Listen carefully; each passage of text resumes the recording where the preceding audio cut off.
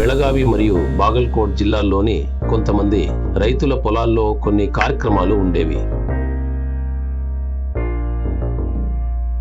నేను చూసిన కొన్ని సత్యాలను మీకు చెప్పడానికి నేను ఇప్పుడు మీ ముందుకు వచ్చాను.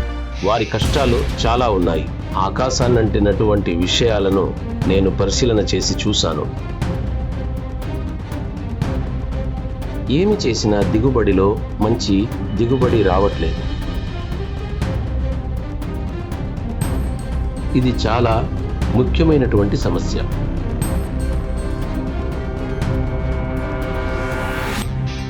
కాబట్టి నేను గత ఒక వారం నుండి ఉత్తర కర్ణాటక బెళగావి మరియు బాగల్కోట్ జిల్లాల్లోని కొంతమంది రైతుల పొలాల్లో కార్యక్రమాలు ఉండేవి. సో ఆ కార్యక్రమాలలో నేను చూసిన కొన్ని సత్యాలను మీకు చెప్పడానికి నేను ఇప్పుడు మీ ముందుకు వచ్చాను.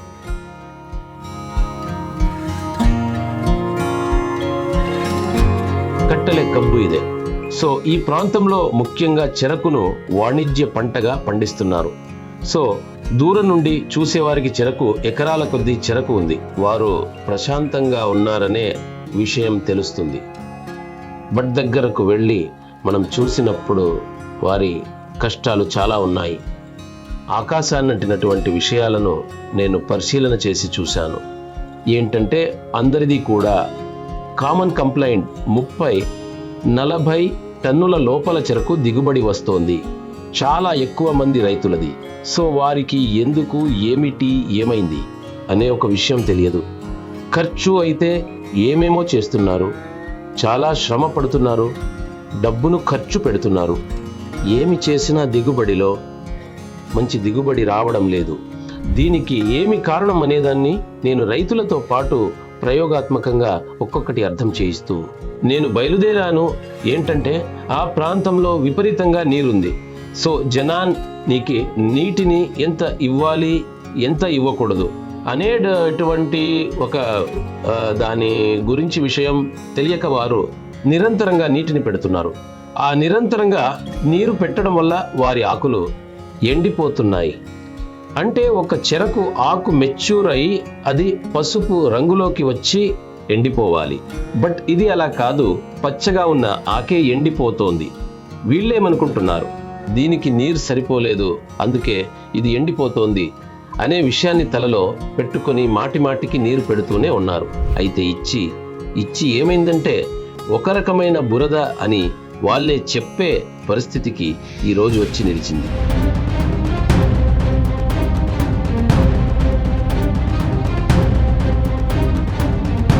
ఇది చాలా ముఖ్యమైనటువంటి సమస్య. నేను చెప్పేది వినండి. ఒక మట్టిలో సుమారుగా 45% మట్టి యొక్క కణాలు ఉండాలి. అలాగే 25% నీరు మట్టిలో ఉండాలి. 25% గాలి ఉండాలి. 5% సేంద్రియ వ్యర్థాలు, వానపాములు, సూక్ష్మజీవులు ఇవన్నీ కలిసి మొత్తం 5% మట్టిలో ఉండాలి. కాబట్టి ఈ విధంగా ఉంటే అది సరైనది అని అర్థం. కాబట్టి మనం ఏం చేస్తున్నామంటే అతిగా నీరు ఇవ్వడం వల్ల ఇక్కడ ఏమవుతుందనేది మనం ఒక్కొక్కటిగా చూద్దాం.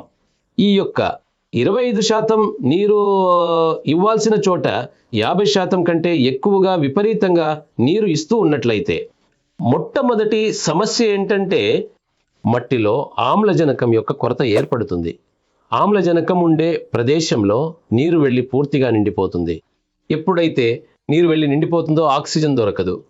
ఎప్పుడైతే ఆక్సిజన్ దొరకదో వేర్ల యొక్క అభివృద్ధికి ఇబ్బంది కలుగుతుంది. ఎందుకంటే వేర్లు ఆమ్లజనకాన్ని తీసుకుని శ్వాస తీసుకుంటాయి.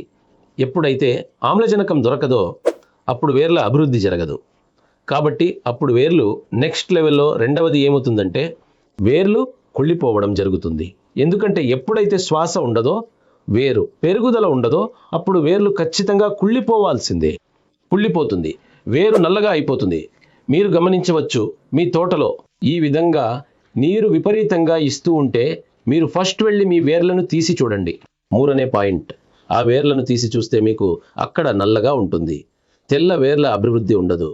3వ పాయింట్, వేర్లకు మట్టిలో ఉండేటువంటి పోషకాలను తీసుకునే శక్తిని కోల్పోతుంది. దానితో పాటు విపరీతంగా నీరు ఇవ్వడం వల్ల ఆ పోషకాలు కొట్టుకుపోయి బయటకు వెళ్ళిపోతాయి. సో వేస్ట్ అవుతుంది. సో వేర్లు తీసుకోలేవు. ఇవన్నీ వేరే రూపంలో 4 అనే పాయింట్ వేస్ట్ అయిపోతుంది. అందువల్ల ఈ విధంగా అతిగా నీరు ఇవ్వడం వల్ల వేర్ల మీద చాలా తీవ్రమైన దుష్ప్రభావం పడుతుంది. ఇక 4వ పాయింట్, సాయిల్ స్ట్రక్చర్ దెబ్బతింటుంది. అంటే మట్టి గట్టి పడుతుంది. ఎందుకంటే పదే నీరు ఇస్తూ ఉంటే మట్టిలోని ఆ కణాలు ఒకదానికొకటి అంటుపోతాయి. అది ఏమాత్రం లూజ్గా ఉండదు. సో ఆ సమస్య వల్ల ఏమవుతుంది, కంప్లీట్ సాయిల్ స్ట్రక్చర్ హార్డ్ అవుతుంది, గట్టిగా అయిపోతుంది. ఎప్పుడైతే మట్టి గట్టి పడుతుందో నెక్స్ట్ పాయింట్ ఏంటంటే, మట్టి గట్టి పడిన తర్వాత మట్టి లోపల గాలి ఆడనప్పుడు ఏరో బ్యాక్టీరియాస్ జీవాణువులు అక్కడ బతకలేవు. ఎందుకంటే వాటికి ఆక్సిజన్ కావాలి. అవి ఏరోబిక్ బ్యాక్టీరియాలు, ఉపకారి సూక్ష్మజీవులు ఏరోబిక్ బ్యాక్టీరియాలు. కాబట్టి గాలి ఎప్పుడైతే ఆడదో అక్కడ నీరు విపరీతంగా చేరుతుంది. జీవాణుల కొరత ఏర్పడుతుంది. ఆ ప్రదేశంలో అనెరోబిక్ అంటే ఏరోబిక్ ఉపకారి సూక్ష్మజీవులను వదిలిపెట్టి హానికరమైన సూక్ష్మజీవులు బాగా అభివృద్ధి చెందడం మొదలై ఆ మొక్కకు రోగం రావడం మొదలవుతుంది. వేర్ల ద్వారా రోగం మొదలవుతుంది. ఆ రోగం మొదలైనప్పుడు మొక్కలో జరగవలసినటువంటి ఫిజియోలాజికల్ యాక్టివిటీ అంతా కూడా భౌతికంగా ఆ మొక్కలో అవన్నీ కూడా డ్యామేజ్ అవుతూ రోజు రోజుకు పెరుగుదల అనేది తగ్గిపోతుంది. దానితో పాటు రోగనిరోధక శక్తి తగ్గడంతో రోగకారకాలు ఎక్కువయ్యాయి. ఆ ప్రదేశంలో కీటకాలను ఆకర్షిస్తుంది.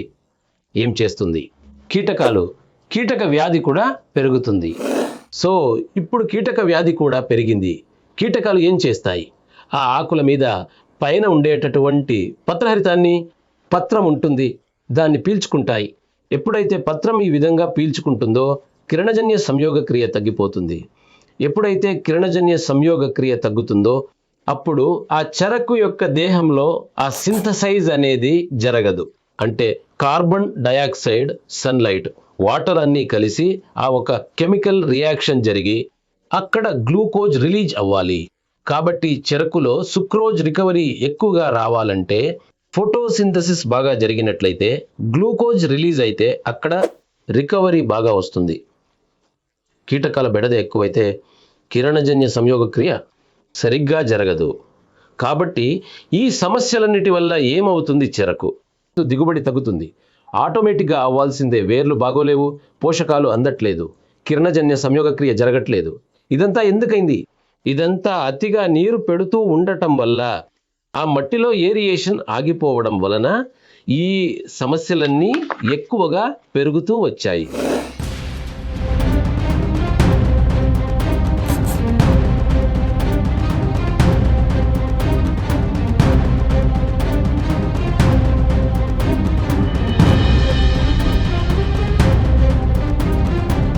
ఎప్పుడైతే ఆక్సిజన్ కొరత ఏర్పడుతుందో ఒకటి మొదలైంది, ఒకదానికొకటి అన్ని వ్యవస్థలు డ్యామేజ్ అవుతూ వస్తాయి.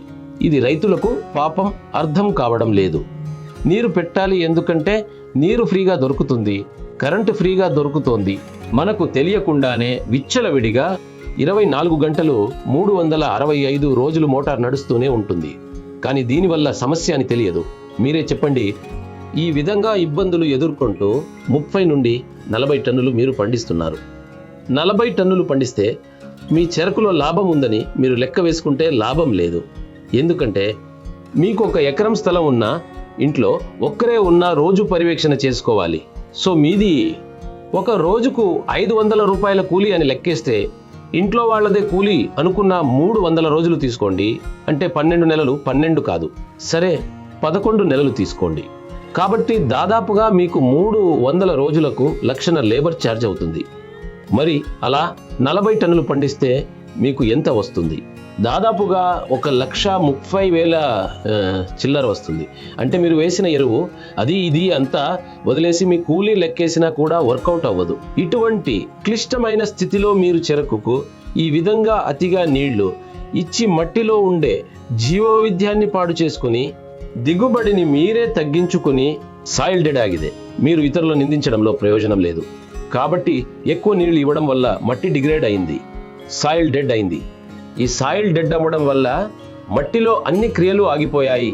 అదేవిధంగా ఆ మట్టిలోని జీవవైవిధ్యం దెబ్బతినడం వల్ల, వేర్ల అభివృద్ధి కుంటుపడటం వల్ల, సో రోగాల బారిన పడి పెరుగుదల సరిగ్గా లేక దిగుబడి తగ్గిపోతూ ఉంది. అందుకే మిత్రులారా, నేను చెప్పేది ఇదే. ఈ సమస్యను మీరే తెచ్చుకున్నారు. సాయిల్ అంతా డిగ్రేడ్ అయింది. ఇప్పుడు ఏం చేయాలి? నీళ్లు తక్కువ ఇద్దామంటే మట్టి గట్టిపడి పంట ఎండినట్లు అవుతుంది. దానికి ఏం చేయాలంటే, ఈ రోజు 14 ఏళ్లలో దేశవ్యాప్తంగా విదేశాల్లోనూ నిరూపించుకున్నటువంటి ఒక డాక్టర్ సాయిల్ అనేటటువంటి ఒక అద్భుతమైన జీవ సంబంధిత ద్రావణాన్ని మీరు మీ మట్టికి అందిస్తే, కేవలం 15 నుండి 20 రోజుల లోపల మట్టిని గుల్లబరచి వానపాముల అభివృద్ధి చేసి వేర్లను పెంచుతూ నీటిని మట్టిలో లోతుగా ఇంకేలా చేస్తూ ఒక మంచి వాతావరణాన్ని సృష్టించి మీ పంట బాగా పండటానికి సహాయపడుతుంది. ఏం కావాలో ఆ వాతావరణాన్ని సృష్టించడంలో ఇది మొదటి స్థానంలో ఉందని చెప్పడానికి ఇష్టపడతాను. తడవు చేయకండి. ఎకరానికి 5 లీటర్లు వెంటనే వేయండి. మీ పొలాన్ని సరిచేసుకుని 60 నుండి 80 టన్నుల దిగుబడి తీయడానికి కేవలం తీయడమే కాదండి, తీస్తున్న వేలాది వీడియోలు ఈ మా యూట్యూబ్ ఛానల్లో ఉన్నాయి. సో ఇదే యూట్యూబ్ ఛానల్ను మీరు సబ్స్క్రైబ్ చేసుకోండి, లైక్ చేయండి. మీకు నిజంగా ఇష్టమైతే ఇతరులకు కూడా షేర్ చేస్తూ ఈ మెసేజ్ను ఒక ఉద్యమంలా ముందుకు తీసుకెళ్లడానికి మీ అందరి సహకారం ఉండాలని కోరుకుంటూ నా మాటలను ముగిస్తున్నాను. ధన్యవాదాలు.